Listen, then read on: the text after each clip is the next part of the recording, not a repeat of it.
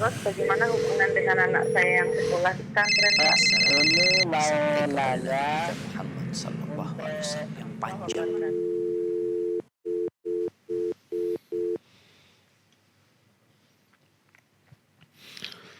Bismillahirrahmanirrahim. Assalamualaikum warahmatullahi wabarakatuh. Alhamdulillahirabbil alamin wassalatu wassalamu ala nabiyyina Muhammad wa ala alihi wa sahbihi ajmain. Alhamdulillah, pemirsa Fatwa TV dan pendengar radio dimanapun Anda berada, puja dan puji syukur kita panjatkan kehadirat Allah Subhanahu wa taala, yang mana Allah masih memberikan kesempatan kepada kita untuk kembali berjumpa di live interaktif keimanan, doa dan zikir pagi hari ini bersama guru kita Al-Ustaz Dr. Muhammad Nur Ihsan hafizahullah taala. Salawat dan salam senantiasa kita curahkan kepada Nabi kita, Nabi Muhammad sallallahu alaihi wasallam. Baik, pemirsa Fatwa TV dan juga pendengar radio dimanapun Anda berada, alhamdulillah di pagi hari yang berbahagia ini Al-Ustaz telah hadir menemani kebersamaan kita di studio Fatwa TV Jember. Mari kita sapa beliau pemirsa. Assalamualaikum warahmatullahi wabarakatuh, Ustaz. Waalaikumsalam warahmatullahi wabarakatuh. Masya Allah, gimana kabar Ustaz? Alhamdulillah bikhair. Ahlan wa sahlan bikum. Fiikum barakallah Ustaz. Baik, pemirsa Fatwa TV dan pendengar radio, kita akan bersama-sama menyimak satu buah nasihat dari guru kita Ustaz Dr. Muhammad Nur Ihsan hafizahullah taala sebagai muqaddimah atau pembuka live interaktif pagi hari ini. Silakan Ustaz. Nah, syukran lakum. Bismillahirrahmanirrahim. Assalamualaikum warahmatullahi wabarakatuh. Alhamdulillah wassalatu wassalamu ala Rasulillah wa ala alihi wa sahbihi wa man walah wa la haula wa la quwwata illa billah. Amma ba'du. Ikhwatal iman, kaum muslimin dan muslimat, para pemirsa rahimakumullah. Sepertiga pertama bulan Ramadan telah berlalu.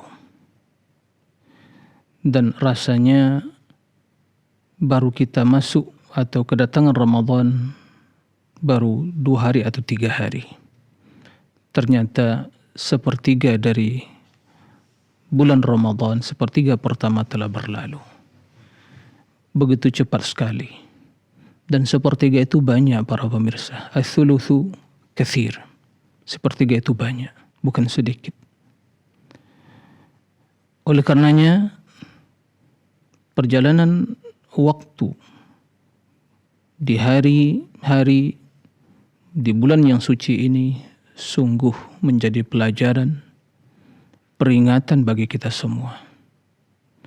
Maka barang siapa yang telah berbuat kebajikan dan amal saleh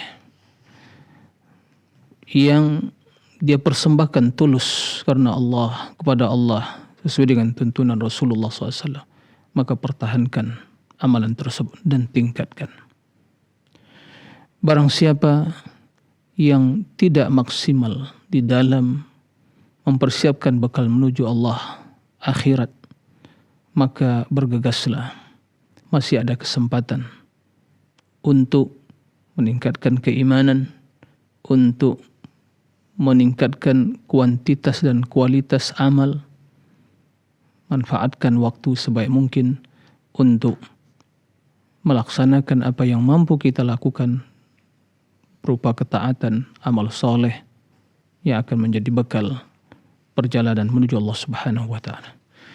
Bagi mereka yang masih tenggelam dalam angan-angan, yang disertai dengan sifat malas dan bahkan mungkin masih terjerumus dalam perbuatan maksiat dan dosa, maka bergegaslah untuk bertaubat kepada Allah. Bulan Ramadan syahrut taubah, bulan yang penuh dengan maghfirah, keampunan dan kesempatan yang mulia untuk bertaubat. Kendati taubat adalah aktivitas harian seorang muslim. Tapi barang siapa yang tidak bisa atau tidak terdorong hatinya untuk bertaubat di bulan yang penuh berkah ini, kapan lagi dia akan bertaubat? Maka dia sungguh seorang hamba yang hina, seorang hamba yang merugi. Karena sesungguhnya taubat adalah aktivitas harian, bahkan tiada hari, bahkan tiada detik demi detik yang kita lewati dalam hidup ini kecuali hendaklah senantiasa disertai dengan taubat kepada Allah Subhanahu wa taala. Semoga Allah Subhanahu wa taala memberikan kemudahan, pertolongan serta membimbing kita semua untuk meningkatkan keimanan dan ketakwaan kita di sisa-sisa Ramadan yang akan kita hadapi dan yang sangat menentukan keberhasilan atau kegagalan kita, terlebih lagi 10 terakhir nantinya. Allahumma amin. Semoga apa yang disampaikan menjadi peringatan dan juga nasihat bagi kita semua. Allahumma amin. Demikian, wallahu a'lam. Baik, Masya Allah. Jazakumullah khairan Ustaz. Terima kasih atas nasihat yang sudah disampaikan. Baiklah pemirsa, itulah tadi nasihat pembuka dari Al-Ustaz Dr. Muhammad Nur Ihsan hafizahullah ta'ala. Semoga nasihat yang telah kita dengar tadi menjadi motivasi bagi kita untuk bisa memanfaatkan sisa waktu di bulan Ramadan ini. Amin. Baik, live interaktif pada pagi hari ini pemirsa di-relay juga oleh Radio Amubah Pangkal Pinang, yang mana radio tersebut merupakan salah satu radio yang tergabung dalam Asosiasi Radio dan Televisi Islam Indonesia. Baik, pemirsa juga Anda dapat mengajukan pertanyaan secara langsung kepada Ustadz di 0331 544 6087, 0331 544 6087. Baik, kita mulai membacakan pertanyaan Ustadz. Nah. Pertanyaan pertama dari Kusniati di Jawa Barat. Beliau mengatakan, Bismillahirrahmanirrahim, Assalamualaikum warahmatullahi wabarakatuh Ustadz. Semoga Allah Subhanahu wa Ta'ala menjaga Ustadz, keluarga, dan tim Dewan Fatwa. Amin. Ustadz, berkaitan dengan surah Al-Baqarah ayat 286 bahwa Allah Subhanahu wa Ta'ala tidak membebani seseorang melainkan dengan kesanggupannya. Namun kenapa masih ada banyak orang yang melakukan bunuh diri Ustadz ketika merasa tidak sanggup menghadapi masalahnya? Terima kasih atas jawabannya Ustadz. Barakallahu fikum. Nah. Terima kasih kepada Bu Kustianti di Jawa Barat. Barakallahu fi atas pertanyaannya. Apa yang diutarakan dalam pertanyaan yaitu firman Allah Subhanahu wa Ta'ala, la yukallifullahu nafsan illa wus'aha, bahwa Allah Subhanahu wa Ta'ala tidak membebankan kepada seorang jiwa kecuali apa yang mampu dia lakukan. Ya. Ini tidak ada masalah dalam ayat ini. Karena firman Allah, dan Allah Maha benar. Naam, Allah Subhanahu wa Ta'ala di antara kriteria atau mungkin keistimewaan syariat yang Allah turunkan kepada Nabi Muhammad SAW, bahwa apa yang disyariatkan mampu untuk dilakukan oleh setiap hambanya sesuai dengan kemampuan mereka masing-masing. La yukallifullahu nafsan illa wus'aha. Nah, Allah tidak akan membebankan kepada jiwa kecuali apa yang mampu dia lakukan. Berbagai kemudahan dan keringanan yang Allah berikan, dispensasi yang Allah berikan kepada mereka yang tidak dalam kondisi yang tidak normal kesehatannya, yang memiliki keterbatasan, maka Allah hanya mewajibkan apa yang mampu dilakukan. Bagi yang sakit, contoh dalam sholat, tidak bisa sholat dalam keadaan berdiri, dalam keadaan duduk, tidak bisa dalam keadaan duduk, dalam keadaan berbaring. Yang penting bagaimana dia tetap melakukan sholat. Dalam berpuasa contohnya, diberi kemudahan. Berpuasa di umat Islam ini dari hanya terbit fajar sampai terbenam matahari. Berbeda dengan puasa umat sebelumnya. Kemudian bagi mereka yang dalam perjalanan atau sedang melakukan perjalanan atau dalam keadaan sakit, maka tidak diwajibkan. Kemudian hendaklah dia mengganti pada hari-hari yang selainnya. Nah, dan begitu banyak kemudahan dalam melaksanakan syariat Islam ini.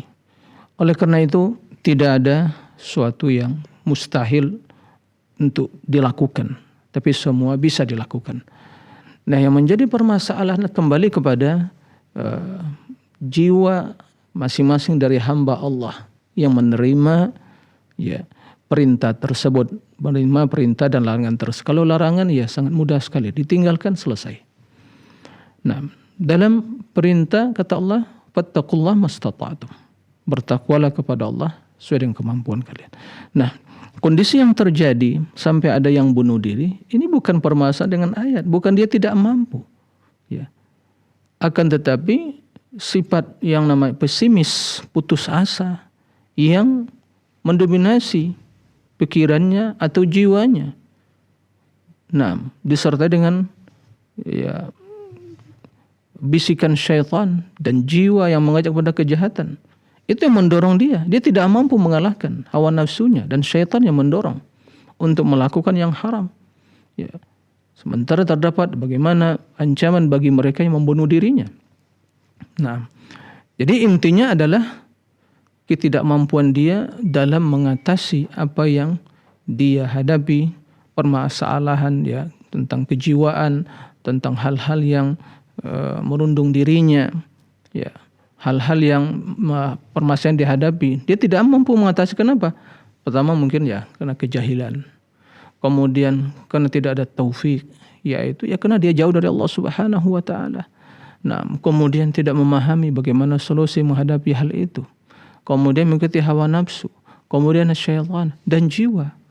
Nah, pada dasarnya mereka mampu, tapi karena yang ini mendominasi kondisinya, maka menjadikan dia melakukan yang haram tadi, seperti itu. Maka tidak ada pertentangan dengan kondisi yang seperti itu. Bahkan yang menjadi permasalahan mereka yang membunuh diri, ya, bukan ayat tersebut. Allah tidak membebankan kecuali apa yang mampu. Dia mampu melakukan, tapi karena kejahilan, kebodohan dan sebab-sebab yang telah disebutkan tadi, itulah yang menghalang dia untuk berbuat, dan itulah yang menjerumuskan dia untuk berbuat hal yang diharamkan seperti membunuh diri dan yang lainnya. Nah, demikian, wallahu a'lam. Baik, jazakumullah khairan Ustaz. Demikian jawaban untuk Ibu Kustianti dari Jawa Barat. Baik pemirsa Fatwa TV, saat ini kita telah terhubung dengan Ibu Khadijah dari Pasuruan. Kita sapa. Assalamualaikum Fatwa TV. Halo, assalamualaikum. Waalaikumsalam. Baik, silakan Ibu. Ini Ustadz, saya mau tanya. Saya kan seorang perempuan ya. Kalau saya melaksanakan sholat tarawih itu di rumah Ustadz, bukan ke masjid. Apakah saya itu mendapatkan pahala sholat semalam suntuk seperti seorang laki-laki yang sholatnya di masjid? Baik, cukup Ibu? Ya. Baik, terima kasih atas pertanyaannya. Barakallahu fiikum. Silakan Ustaz. Nah, terima kasih kepada Ibu Khadijah di Pasuruan. Barakallahu fiik. Seorang ya wanita sholat tarawih di rumah, apakah dia mendapatkan pahala ya semalam suntuk? Kita katakan ya, jika seseorang sholat ikhlas karena Allah, mengikuti tuntunan Rasulullah SAW, maka dia akan mendapatkan apa yang dijanjikan oleh Allah dan Rasulnya. Permasalahan sholat tarawih, nah apakah lebih utama di masjid atau di rumah? Nah, dan juga secara khusus bagi kaum ya, wanita. Kalau kita perhatikan ya, bagaimana asal muasal dari sholat tarawih ini. Hal itu dilakukan oleh Rasul sallallahu alaihi wasallam berjamaah di masjid. Ya, malam pertama, malam kedua, malam ketiga, beliau sholat bersama para sahabat. Ya, kendati beliau tidak memerintahkan, tapi begitu mereka melihat Rasulullah SAW sholat, mereka ikut sholat. Sehingga pada malam ketiga semakin banyak mereka berkumpul di Masjid Nabawi. Nah, kemudian Rasulullah SAW khawatir ya, dengan hal seperti itu bisa-bisa akan diwajibkan ya salat tarawih. Maka kena sayangnya beliau kepada umat ini, kekhawatiran dari diwajibkan ya salat tarawih, salat 5 waktu saja banyak yang ya malas atau bolong-bolong salatnya. Apalagi 1 bulan penuh wajib salat tarawih. Enggak bisa dibayangkan seandainya Rasul terus menerus ya bersama sahabat di awal pelaksanaannya itu, sehingga akan diwajibkan oleh Allah. Alhamdulillah atas kemudahan dan keringanan yang Allah berikan. Maka begitu juga di zaman Ubay bin Ka'ab. Jadi hukum asalnya dilakukan di masjid. Maka salat tarawih itu ya berjamaah di masjid atau mungkin di musalla, tempat seorang yang berdomisili di tempatnya masing-masing. Adapun salat di rumah ya sah, tidak ada masalah. Kendati mungkin lebih kurang utama. Dan bila seorang wanita mungkin di rumah dia sholat bersama anaknya, insya Allah dapat pahalanya. Tapi jika dia mungkin sholat sendirian, tentunya tidak sama dengan sholat dia berjamaah di masjid. Jadi intinya insya Allah dapat pahalanya, tapi tentu keutamaannya tidak seperti mereka yang sholat bersama imam di masjid. Karena Nabi mengatakan, Man shalla ma'al imam fi jama'atin atau man shalla al-imam hatta yansarif kutiba lahu qiyamul lailah. Barang siapa salat bersama imam sampai selesai, maka dia akan mendapatkan ya pahala semalam suntuk tersebut, yaitu qiyamul lailah. Nah, demikian wallahu a'lam.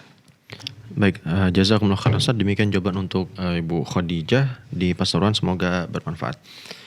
Baik, kita kembali lagi ke Jawa Barat dari pertanyaan melalui website. Pertanyaan dari Saudara Arfi.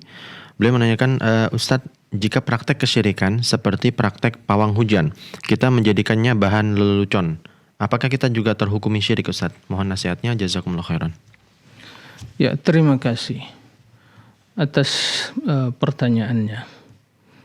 Permasalahan ya pawang hujan atau yang sejenisnya ini perlu kita tidak bisa dijelaskan secara mutlak begitu saja. Kita perlu bertanya dan mengetahui apa yang dilakukan pawang hujan, namakan pawang hujan. Dia bisa mengatur hujan ya, atau mungkin menahan hujan atau menghentikan hujan begitu. Nah, dengan media apa? Jika seandainya melakukan hal-hal ya dia meyakini sebagai media untuk bisa ya menahan hujan atau menghentikan hujan atau mengalihkan hujan, kita katakan bahwa tidak ada yang mampu melakukan kecuali Allah Subhanahu wa taala. Ada malaikat yang ditugaskan untuk mengatur hujan ya. Ada Jibril untuk menurunkan wahyu.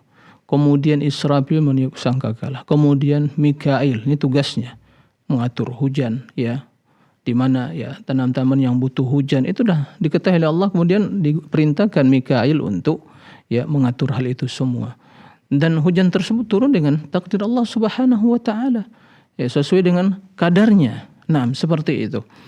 Maka Allah yang mengatur, Allah yang mampu melakukan hal itu. Ya, perantara Mikail yang diperintahkan oleh Allah Subhanahu wa taala. Tidak seorang pun yang bisa menahan hujan, tidak seorang pun yang bisa mengalihkan hujan, tidak seorang pun yang bisa menghentikan hujan. Ya, semua dengan izin Allah Subhanahu wa taala. Maka jika seorang melakukan, meyakini dia mampu melakukan, dia sendiri mampu melakukan, ya, maka ini jelas perbuatan syirik. Karena kemampuan tadi tidak ada yang bisa melakukan kecuali Allah Subhanahu wa taala. Allah yang mampu melakukan. Ya. Adapun jika dia menggunakan media-media dia yakini sebagai sebab ya, atau memohon misalnya pertolongan kepada qarinnya, atau dengan berbagai mantra-mantra dibaca ya untuk mendekatkan kepada qarinnya, ya, maka jelas semua itu perbuatan syirik. Jika dia hanya menggunakan media yang mengatakan Allah yang mengalihkan, tapi media ini digunakan untuk ya, sebab mengalihkan hujan, tapi Allah yang mengalihkan, maka terjurus kepada perbuatan syirik kecil. Jika dia meyakini dia mampu, saya mampu, ya, maka sungguh telah meyakini keyakinan yang syirik, karena yang mampu ya menahan hujan, menghentikan hujan, mengalihkan hujan itu hanya Allah Subhanahu wa taala. Tidak seorang pun yang mampu melakukan hal itu. Nah, Jibril, Mikail diperintahkan untuk mengatur hal itu semua. Maka dalam hal yang seperti ini, itu jelas perbuatan yang menyimpang dari tauhid, bertentangan dengan la ilaha illallah. Ya, maka bertaubatlah mereka dari perbuatan yang seperti itu, dan juga bertaubat orang-orang yang juga ikut serta dalam memfasilitasi ya hal-hal yang seperti itu. Karena memfasilitasi hal-hal yang bertentangan dengan agama dan tauhid. Kemudian bagi yang melihatnya, ya hendaklah ya kalau dia mampu mengingkari, dia ingkari dengan cara yang baik, ya nyampaikan ini tidak benar cara seperti itu, bukan malah menambah kebaikan, menambah murka Allah Subhanahu wa taala. Menambah murka Allah Subhanahu wa taala. Turunnya hujan tersebut berkah, wa anzalna minas sama'i mubarakan. Ya. Itu air yang berkah dari langit, ya. Allah telah mengetahui kapan diturunkan, di mana diturunkan, berapa kadarnya, berkah. Ya.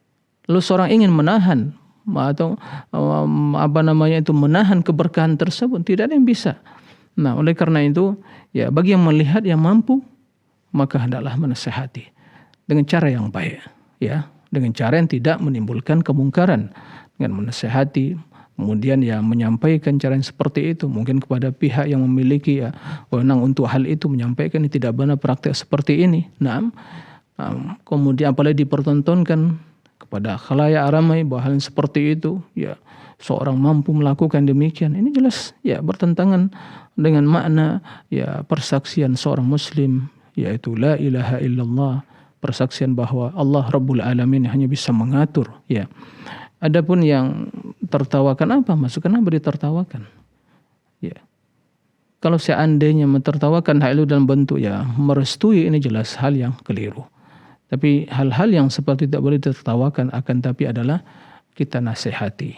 Tidak sampai kepada ya terjerumus perbuatan syirik, sekedar hanya mentertawakan karena lelucon seperti itu, tapi ini tidak diperbolehkan. Yang harus dilakukan adalah menasihati, ya. Nasihati, memperingatkan umat dari bahaya praktek-praktek yang seperti itu, karena akan mengundang murka Allah. Ya, murka Allah, bukan malah nambah kebaikan. Nah, demikian, wallahu a'lam. Baik, Masya Allah. Jazakumullah khairan Ustaz. Demikian jawaban untuk saudara Arfi, semoga bermanfaat. Baik, pemirsa, kembali kami mengajak Anda untuk mengajukan pertanyaan kepada Ustaz secara langsung di 0331 544 6087, 0331 544 6087, dan kami informasikan juga bagi Anda yang sudah terhubung untuk mengecilkan volume televisi Anda terlebih dahulu. Baik, selanjutnya dari Abu Ruqayyah Ustaz di Riau. Nah, Beliau bertanya, Ustadz, bagaimana cara menumbuhkan rasa takut kepada Allah Subhanahu wa taala baik dalam keadaan khalayak ramai ataupun sendirian? nah, terima kasih atas pertanyaannya Abu Ruqayyah, barakallahu fiik. Ya, bagaimana menumbuhkan rasa takut kepada Allah Subhanahu wa taala dalam kondisi apapun. Dalam kondisi di hadapan ya khalayak ramai atau mungkin dalam keadaan sendirian.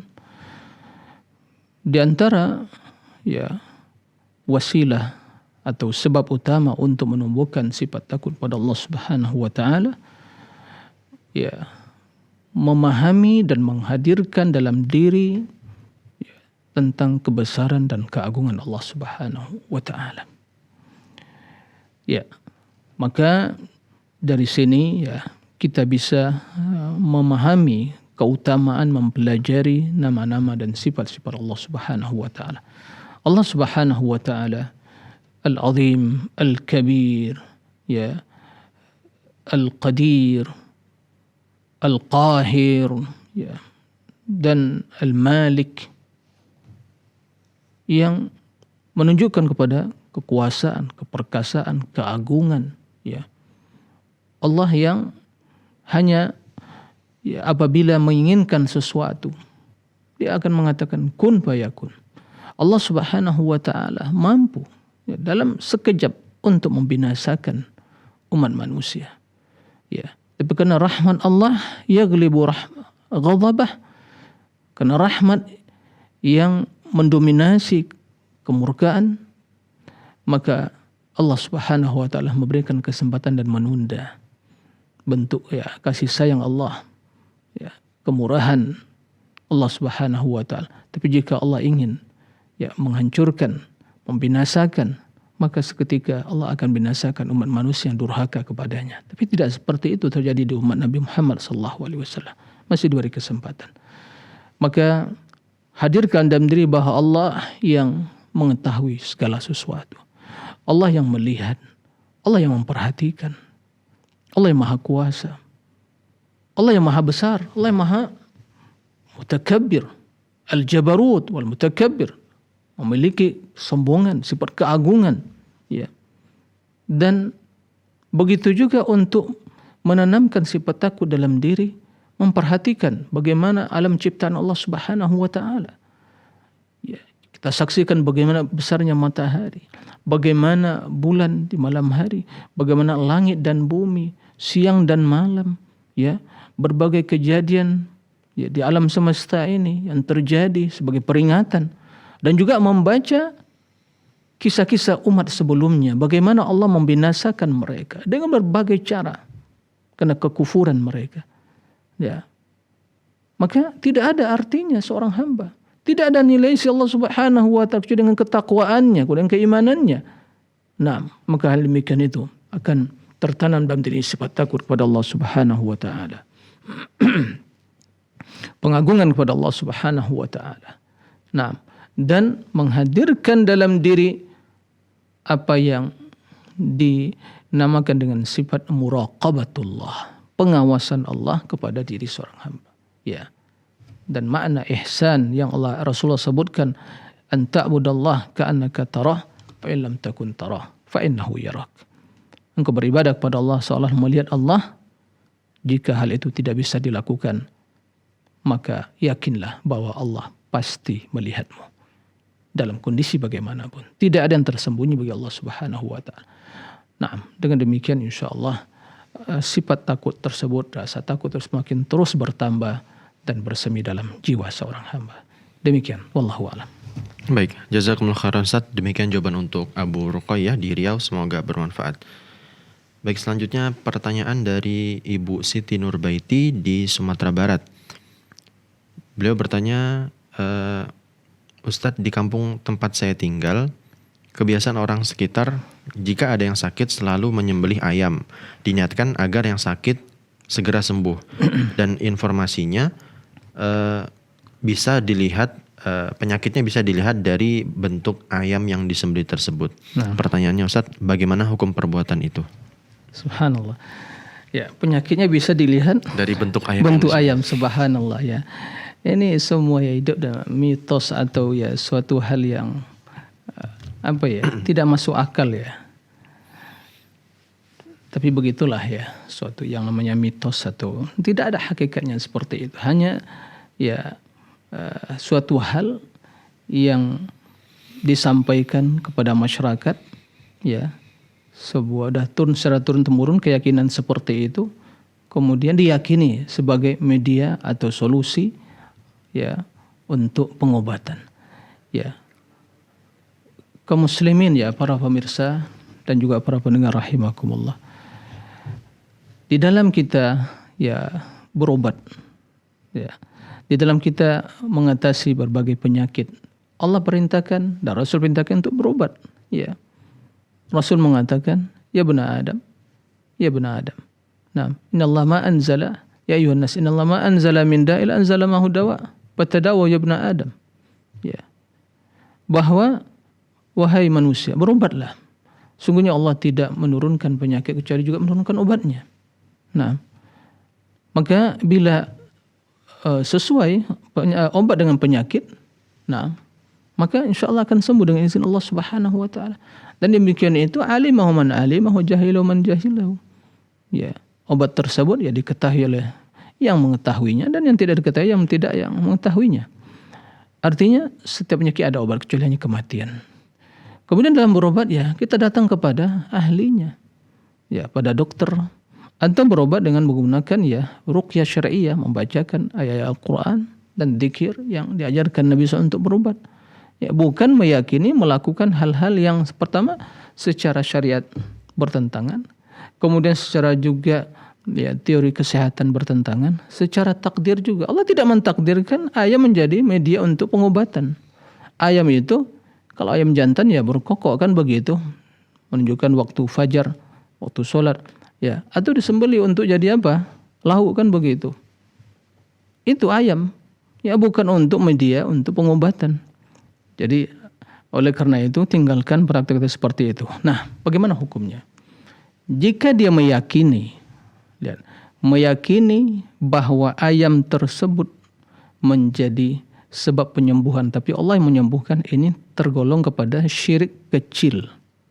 Sama seorang menggunakan mungkin ada talian dililitkan mungkin di tangannya, atau mungkin gelang, atau mungkin cincin, atau yang sejenisnya, diyakini ini sebagai penangkal, ini sebagai ya penangkal dari mara bahaya atau sakit, atau ini sebagai penyembuhan. Kalau tidak menggunakan dia akan sakit. Maka ini terjerumus dalam perbuatan praktik syirik kecil, karena dia meyakini ya sebagai sebab. Padahal yang demikian itu pada hakikatnya secara syariat tidak diperintahkan. Kemudian secara medis juga tidak ada ya dalam teori medis seperti itu. Kemudian secara takdir tidak mentakdirkan ya talian diikatkan di tangan, atau mungkin gelang atau cincin dan sejenisnya untuk sebagai media pengobatan. Nah, kemudian jika dia meyakini ayam tersebut yang menyembuhkan, dan dengan ayam itulah yang ya mengetahui penyakit tersebut. Ya. Jadi bukan Allah, ayam tersebut. Ya, yang menyembuhkan. Dan jika dia juga menggunakan media syaitan, ya, mempersembahkan ayam tersebut disembeli dan itu dengan niat sembahkan kepada qarinnya atau syaitan, maka dia telah terjerumus dalam perbuatan syirik besar. Berbahaya. Nah, maka bertaubatlah kepada Allah Subhanahu wa taala. Nah, dari praktek-praktek kesyirikan yang seperti itu. Demikian wallahu a'lam. Jazakumullah khairan Ustaz atas jawabannya. Masih ngetren juga Ustaz ya ternyata yang seperti ini. Ya, kita mungkin di zaman yang sekarang serba canggih dan luar biasa sekarang ya, bagaimana dunia kedokteran begitu canggih ya. Kok masih ada yang meyakini praktek-praktek seperti itu? Kalau dulu kan itu penyakitnya katanya dipindahkan ke ayam, kemudian ketika disembelih nanti ada keris, ada batu gitu. Semua itu mitos dan juga ya hal-hal yang tidak ada hakikatnya bila ditinjau dari tinjauan syariat ya, kedokteran dan juga ya keimanan kita kepada takdir. Nah. Baik, jazakumullah khairan Ustaz. Baiklah pemirsa, semoga kita dihindarkan dari perbuatan yang demikian. Amin. Baik, selanjutnya kita telah terhubung dengan Ibu Titin dari Bekasi. Kita sapa. Assalamualaikum Fatwa TV. Waalaikumsalam warahmatullahi wabarakatuh Pak Ustaz. Silakan Ibu. Pak Ustaz, saya mohon pencerahannya. Waktu itu udah bertanya tapi sampai sekarang saya belum paham. Kakek saya itu kan ada dari pihak ibu saya, dari pihak bapak saya dulu melihat itu, artinya waktu saya masih kecil Pak Ustadz, tahun-tahun 65-an itu saya nggak ngerti apakah beliau itu sholat apa enggak, saya nggak paham Pak Ustadz. Tapi selama ini saya berdoa secara yang Allahumma lahu, mendoakan para kakek nenek itu Pak Ustadz, dan saya mewakafkan apa yang ada, membadal umroh segala macam. Cuma waktu saya bertanya, saya baru sadar apakah itu saya termasuk berdosa seandainya Pak Ustadz ini orang kakek nenek saya itu tidak taat lah, yang barangkali punya, artinya sholatnya katanya cuma kalau lebaran aja gitu setahun sekali. Apa yang saya lakukan selama ini Pak Ustadz, apakah saya berdosa? Kemudian sebaiknya doa apa yang untuk yang kita nggak paham itu, orang-orang tua dulu itu gitu Pak Ustadz. Mohon pencerahannya Pak Ustadz. Baik, terima kasih Ibu Titin atas pertanyaannya. Barakallahu fikum. Silakan Ustadz. Ya, terima kasih kepada Ibu Titin dari Bekasi. Barakallahu fik atas pertanyaannya. Perihal apa yang telah terjadi mungkin yang dilakukan mungkin ya kakek-kakek kita sebelumnya, apakah mereka itu sholat atau tidak sholat ya. Pertama yang perlu kita yakini, jika mereka hidup bersama kaum muslimin dan keluarga kaum muslimin, maka insya Allah ya keyakinan kita mereka juga orang yang sholat. Mereka yang nanti mungkin sebagian Allahu a'lam bagaimana kondisinya, mungkin lalai atau mungkin bolong-bolong begitu ya. Nah, pertama ya kita berharap semoga mereka insya Allah menjadi ya orang-orang yang juga sholat dan tidak ditinggalkan. Nah, adapun jika terbukti dari mungkin orang tua kita menceritakan dahulu ya, mungkin ya semoga itu tidak terjadi seperti itu. Tapi seandainya ada yang seperti itu, maka tidak sholat sama sekali, ya tidak sholat. Ingat, para ulama itu berbeda pendapat ya dalam orang-orang yang meninggalkan sholat karena mungkin ya atau bolong-bolong sholatnya. Adapun meninggalkan sholat secara total, tidak sholat sama sekali, maka tidak ada arti keislaman bagi yang tidak sholat. Perhatikan, masalah sholat ya. Permasalahan ibadah yang lain, masalah zakat, puasa, haji, masih ada perbedaan para ulama ya. Insya Allah yang rojih ya, kecuali jika dia meninggalkan meyakini tidak wajib ya, tidak sampai menjerumus kepada kekufuran ya. Tapi sholat ini perbedaan yang betul luar biasa dalam hal ini. Dan yang mengatakan bahwa yang tidak sholat ya, bahwa dia bukanlah seorang muslim, ini jelas ya perkataan yang sungguh sangat kuat dan ditopang dengan dalil dari Al-Quran dan hadis ya. Fa in tabu wa aqamus salata fa ikhwanukum. Nah, jika mereka bertaubat dan melakukan salat, itulah saudara kalian. Kemudian Rasul mengatakan bahwa ya al-ahdu alladhi baina wa bainahumus shalah wa man taraka faqad kafar, ya, bahwa perjanjian, perbedaan yang membedakan antara suatu, ya, janji yang membedakan antara kita dengan mereka itu non muslim adalah salat. Barang siapa meninggalkan sungguh telah kufur, ya. Kemudian Nabi SAW, ya, bagaimana, ya, jangankan tidak salat, yang berkeinginan Nabi SAW tidak berjamaah, salat berjamaah, ingin membakar. Artinya meninggalkan salat perkara yang begitu besar. Nah, jika terbukti mereka, ya, tidak sholat sama sekali, maka tidak ada arti keislaman. Maka tidak boleh kita memohonkan keampunan bagi mereka yang meninggal dalam keadaan tidak sholat sama sekali. Dalam artian meninggal dalam keadaan tidak Islam. Ya, Umar bin Khattab mengatakan la ahda liman taraka la hadda fil Islam liman taraka as-salah. Ya, tidak ada bagian dalam Islam bagi mereka meninggalkan sholat. Para sahabat atau ulama yang mengatakan bahwa tidak ada suatu yang para sahabat bersepakat atas kekufuran yang melakukannya daripada, ya, orang-orang yang meninggalkan sholat seperti itu. Maka jika terbukti, maka, ya, tidak bermanfaat permohonan ampun kepada mereka yang meninggal dalam keadaan tidak sholat sama sekali, karena pada dasarnya dia tidak muslim. Nah, adapun, ya, mungkin sholatnya bolong-bolong seperti itu, ya, mudah-mudahan ini juga masih khilaf para ulama dalam hal ini. Mudah-mudahan, ya, Allah merahmatinya, ya, Allah merahmatinya, ya. Semoga doa yang Ibu panjatkan untuk kerahmatan mereka bermanfaat, dan semoga Allah merahmati kaum muslimin yang meninggal dalam keadaan berdosa dan memaafkan kesalahan-kesalahan mereka. Nah, demikian, wallahu a'lam.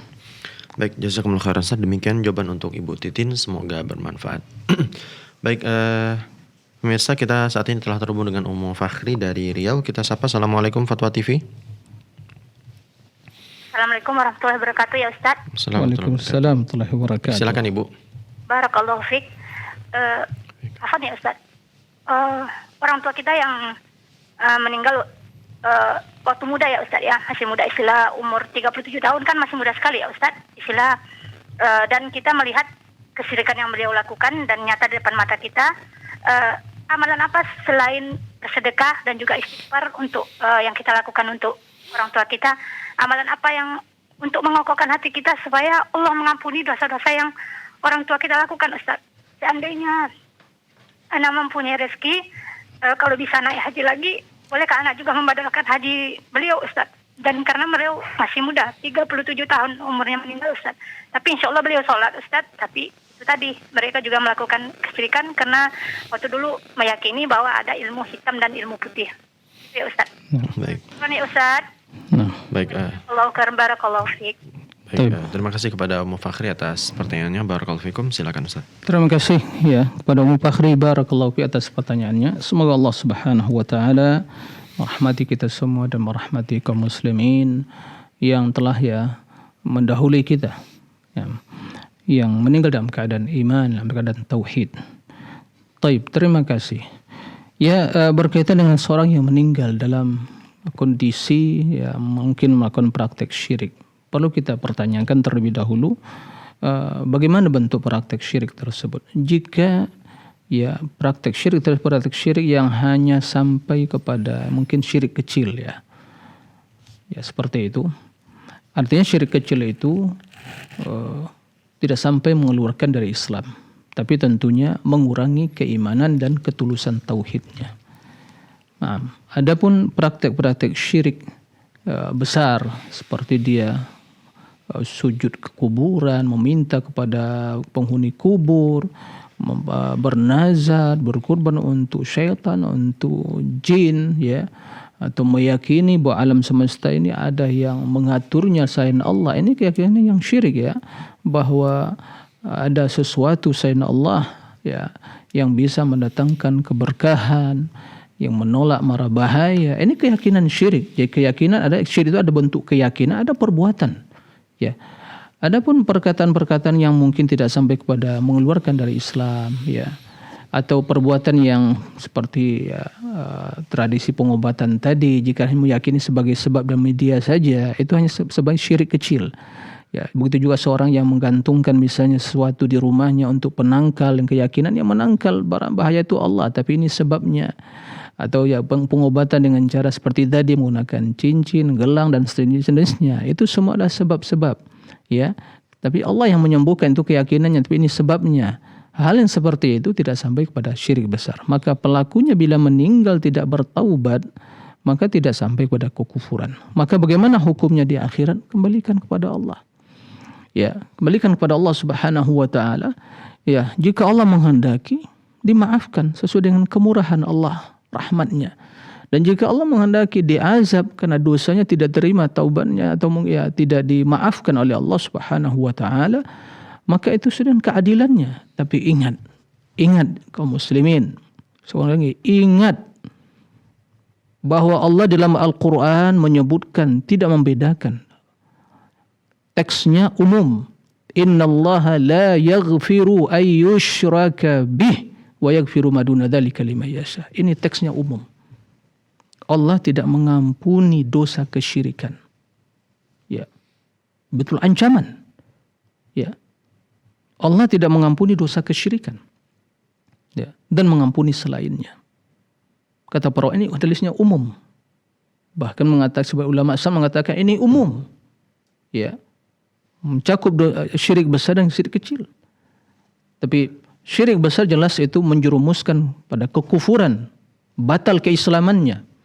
Adapun syirik kecil maka tidak sampai membatalkan. Tapi masalah pengampunan ini mencakup baik ya syirik besar dan syirik kecil. Maka diserahkan kepada Allah. Maka berbahaya. Di sini pentingnya kita harus belajar tauhid. Betapa banyak praktek-praktek syirikan yang berkembang yang kita lihat, kita makan mungkin di masalah salam wal afiyah ya. Begitu banyak terjadi. Sehingga sebagian mungkin dilestarikan. Maka waspada. Ya, oleh karena itu jika terbukti ya seorang meninggal dan selama hidupnya melakukan praktek-praktek syirik besar tersebut, ya meminta kepada jin, pada syaitan, minta kepada ya mungkin melakukan praktek-praktek ibadah tempat-tempat mungkin seperti pepohonan, batuhan atau mungkin patung berhala atau mungkin minta pada penghuni kubur dan minta keberkahan dari selain Allah, baik itu pada rasul dan sejenisnya. Maka ini jika meninggal tidak bertaubat, ini jelas perbuatan syirik besar, berarti dia meninggal dalam keadaan kufur. Tapi bila hanya praktek-praktek yang seperti menggunakan media-media yang untuk pengobatan, untuk menangkal dan atau dia meyakini bahwa Allah yang menangkal kejelekan tersebut, Allah yang mendatangkan kebaikan, Allah yang mendatangkan keberkahan, maka tidak sampai kepada syirik besar. Maka akan tapi itu dosa besar, ya.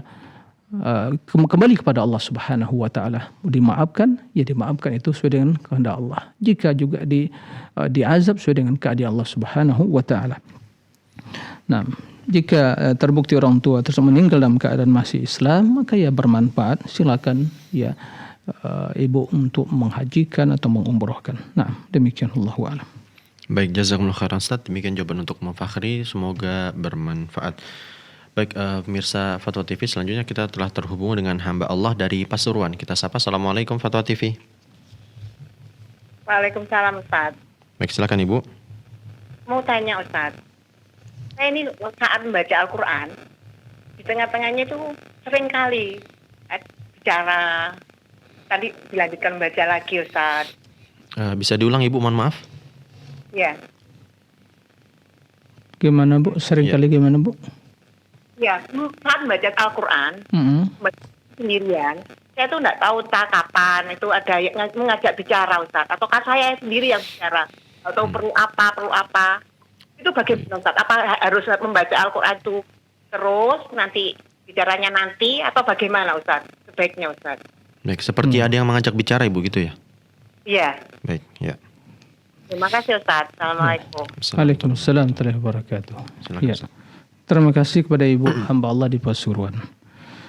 Ya, sepertinya itu hanya perasaan saja mungkin Ibu ya. Tidak perlu larut dalam perasaan seperti itu. Jadi fokus saja dalam membaca Al-Quran. Karena Al-Quran ya dibaca untuk bisa ditadabbur. Ya Allah mengatakan ya afala yatadabbaruna al-Quran kitabun anzalnahu mubarakun ilaika liyadabbaru ayati. Quran yang kami turunkan penuh berkah untuk ditadabbur. Jadi tidak perlu ya larut dalam mungkin pikiran yang seperti itu. Ya insyaallah itu mungkin bentuk perasaan saja. Yang jelas sibuk membaca Al-Quran ya. Membaca Al-Quran, fokuslah, tadabbur ayat-ayatnya, ya baca dengan baik, yang jadi orientasi utama bagaimana membaca Al-Quran dengan benar tepat, murattal, bukan sekedar hanya menghatamkan. InsyaAllah seperti itu. Enggak perlu larut dalam hal-hal yang seperti itu. Jadi InsyaAllah tidak ada itu hal seperti itu, hanya perasaan mungkin, ya perasaan saja. Terus membaca Al-Quran dan fokus, tadabbur dan renungi, InsyaAllah hal yang seperti itu ya akan hilang dengan sendirinya. Nah, demikian wallahu a'lam. Baik, jazakumullah khairan Ustaz. Demikian jawaban untuk Ibu yang bertanya tadi, semoga bermanfaat. Baik, selanjutnya pertanyaan dari Fitria Yulianti di Jawa Timur. Nah. Beliau mengatakan, Ustadz, zikir sufi itu ada yang sampai kesurupan. Katanya untuk membuang aura negatif atau mengeluarkan jin dari tubuh. Apakah itu sama dengan ruqyah yang mengeluarkan jin, Ustadz? Ya, aneh ya, ada namanya zikir apa? Zikir yang sampai kesurupan, Ustaz. Zikir sufi. Apa ini zikir sufi ini? Zikir orang-orang sufi, Ustaz. Oh, begitu maksudnya. Nah, kira ada zikir mungkin pagi, petang gitu ya. Nah, seperti ajarkan Nabi sallallahu alaihi wasallam. Taib, terima kasih kepada Ibu Fitria ya, Yulianti, Jawa Timur. Zikir itu enggak ada kecuali hanya zikir Rasulullah ya. Zikir Rasulullah sallallahu alaihi wasallam. Kan itu beliau yang mengajarkan kita zikir. Tidak ada zikir si fulan, zikir inilah, zikir itulah, enggak ada ya. Itu semua istilah-istilah yang perlu dihindari, ditinggalkan.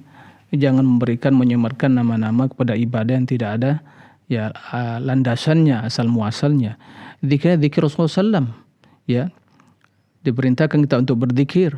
Ya, bagaimana Rasul ajarkan beliau berzikir di setiap kondisi dan keadaan. Zikir pagi petang, zikir di malam hari, zikir sebelum tidur, bangun tidur, mau keluar rumah dan seterusnya. Semua ada zikirnya. Nah, maka tidak perlu ada kita mencari ya solusi atau mungkin alternatif lain dari zikir Nabi. Barang siapa yang mencari selain dari zikir Nabi, maka tidak akan menambah kebaikan. Bahkan ya seperti yang disampaikan tadi, maka akan kesurupan. Itu jadinya.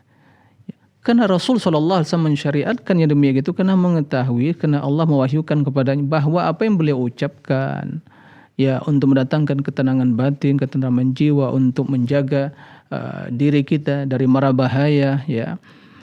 Itu semua adalah wahyu dari Allah Subhanahu wa taala yang mengandung makna-makna yang agung, kalimat-kalimat yang sempurna, yang selamat dari berbagai kesalahan dan kekeliruan dalam redaksinya dan juga dalam kandungannya. Nah, adapun bila zikir-zikir yang lain, zikir orang sufi, zikir orang macam-macam lah, seperti itu dengan berbagai cara ya, kemudian tata cara yang kadang ya sampai ya mereka bergoyang-goyang kan begitu, sampai ya menggeleng-gelengkan kepala, sampai teriak-teriak, ya pantas itu kondisi yang sangat diinginkan oleh setan untuk masuk pada diri seseorang.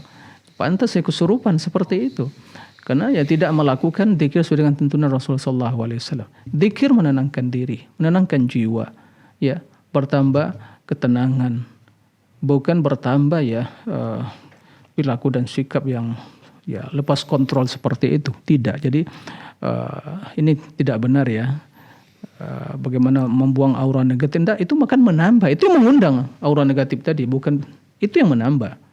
Maka barang siapa yang berzikir menyelisihi tuntunan Rasulullah SAW dengan terkadang menggunakan media mungkin alat musik misalnya, atau mungkin dengan berjoget, atau mungkin bergoyang, atau mungkin ya menggeleng-gelengkan kepala dan seterusnya, itu semua di antara penyebab ya yang bisa mendatangkan kondisi-kondisi yang diutarakan dalam pertanyaan, kesurupan lah, macam-macam dan seterusnya. Karena zikir tidak sesuai dengan tuntunan Rasulullah SAW. Rasul mengatakan, fa inna khairal hadi Muhammadin sallallahu alaihi wasallam. Sebaik-baik petunjuk itu petunjuk Rasulullah SAW. Maka jangan coba-coba akan berusaha untuk mencari selain petunjuk Rasulullah. Tidak akan menambah kepada kebaikan, tapi akan menambah kejelekan dan semakin jauh dari kebaikan tersebut. Nah, demikian. Allahu a'lam. Baik, jazakumullah khairan Ustaz. Demikian jawaban untuk Ibu Fitria. Semoga bermanfaat. Selanjutnya kita telah terhubung dengan Ibu Yanti dari Sumatera Barat. Kita sapa. Assalamualaikum Fatwa TV. Waalaikumsalam warahmatullahi wabarakatuh. Baik, silakan Ibu. Assalamualaikum Ustaz. Waalaikumsalam warahmatullahi wabarakatuh. Naam. Ini Ustaz, anak pernah mendengar jika membaca zikir masuk pasar akan mendapatkan 1000 kebaikan. Apakah itu hadisnya sahih Ustaz? Jazakallahu khair. Assalamualaikum warahmatullahi wabarakatuh. Waalaikumsalam warahmatullahi wabarakatuh. Terima kasih kepada Ibu Yanti ya. Yes. Naam, di Sumber. Jika masuk pasar mendapatkan 1000 kebaikan. 1000 kebaikan. Baca doa Ustaz. Wallahu alam Bu ya. Saya tidak mungkin bisa saya cross check lagi ya, tapi sekarang ini kok sepertinya ya memang ada zikir untuk baca waktu masuk pasar, tapi apakah pahalanya sampai 1000 kebaikan, di cross check lagi ya. Wallahu alam Bu. Nah. Ya, baik. Jazakumullah khairan Ustaz. Selanjutnya pertanyaan dari saudara Ahmad di Jawa Tengah. Beliau menanyakan, Ustaz, jika Allah menghendaki sesuatu, maka sesuatu itu akan terjadi karena Allah berkuasa dan berkehendak atas segala sesuatu. Nah. Jika Allah Subhanahu wa taala menghendaki ada sekutu baginya, apakah akan ada sekutu baginya Ustaz? Padahal dalam surah Al-Ikhlas Allah mengatakan tidak ada sesuatu yang setara dengan Allah. Taib. Dan apakah jika kita tidak mengetahui perkara tersebut, kita termasuk dari orang musyrik Ustaz? Taib. Terima kasih atas pertanyaannya. Tadi disebutkan bahawa lam yakul lahu kufuwan ahad wa lam yattakhidh sahibatan wala walada. Ya. Subhanahu yakuna lahu walad, ya. Ana aghna syuraka 'anil syirk. Ayat yang begitu banyak dan hadis ya. Bahwa Allah tidak butuh sekutu. Ya. Maka itu suatu hal yang telah Allah putuskan, yang telah Allah tentukan untuk dirinya. Dan Allah Subhanahu wa taala tidak akan menghapuskan hukum yang demikian itu.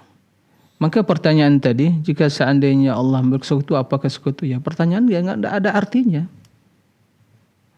Ya. Pertanyaan tidak ada artinya. Karena Allah Subhanahu wa taala telah mengharamkan hal itu bagi dirinya.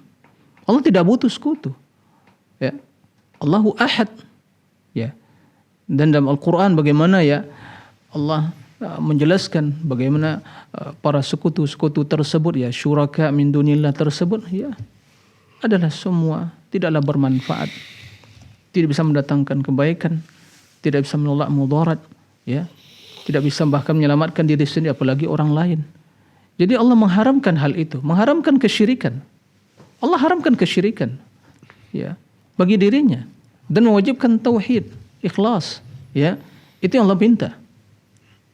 Di waktu kita ya Allah Subhanahu wa taala mengambil perjanjian bagi seluruh anak cucu Adam, yaitu agar mereka tidak berbuat syirik. Mereka mengatakan na'am, qalu bala syahidna. Jadi mustahil Allah melakukan hal itu. Maka pertanyaan tidak ada artinya. Maka hal yang seperti itu enggak boleh bertanya ya. Karena juga Allah telah mengatakan Allah Ahad. Allah mengharamkan kesyirikan, sekutu. Kemudian seandainya Allah, nah ini yang tidak boleh, pertanyaan tidak ada artinya. Udah cukup dengan yang pertama tadi. Nah, maka begitu orang-orang musyrikin bertanya tentang Allah, maka qul huwallahu ahad, Allahus samad, lam yalid wa lam yulad wa lam yakul lahu kufuwan ahad. Naam. Jadi ini yang harus diperhatikan. Kemudian kita wajib meyakini bahwa Allah Maha Esa dalam segala hal, dalam nama-namanya dan sifat-sifatnya, rububiyahnya. Nah, seseorang yang mungkin tidak mengetahui dalilnya, tapi dia meyakini bahwa Allah Maha Esa, itulah keimanan dia. Mengetahui dalil tadi akan menambah keyakinan dia. Nah, oleh karena itu pertanyaan yang seperti di redaksi yang diutarakan tadi tidak ada artinya, pertanyaan yang mungkin tidak boleh ditanyakan karena Allah telah mengharamkan hal itu.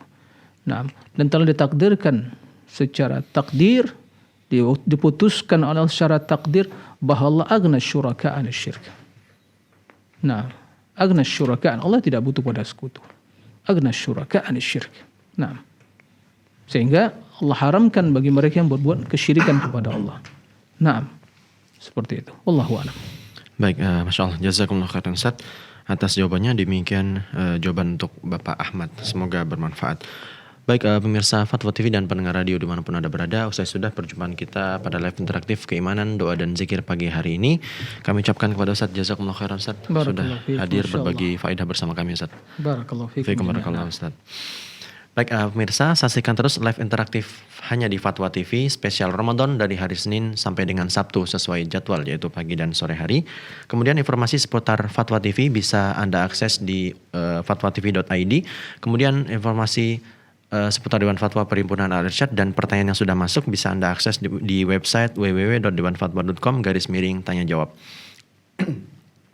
Baik pemirsa, itulah tadi live interaktif keimanan, doa dan zikir bersama Al-Ustaz Dr. Muhammad Nur Ihsan hafizahullah taala. Kami mohon pamit undur diri. Wassalamualaikum warahmatullahi wabarakatuh.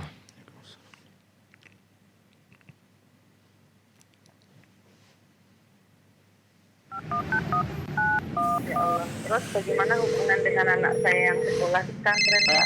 Ini mau nanya Muhammad sallallahu alaihi wasallam yang panjang.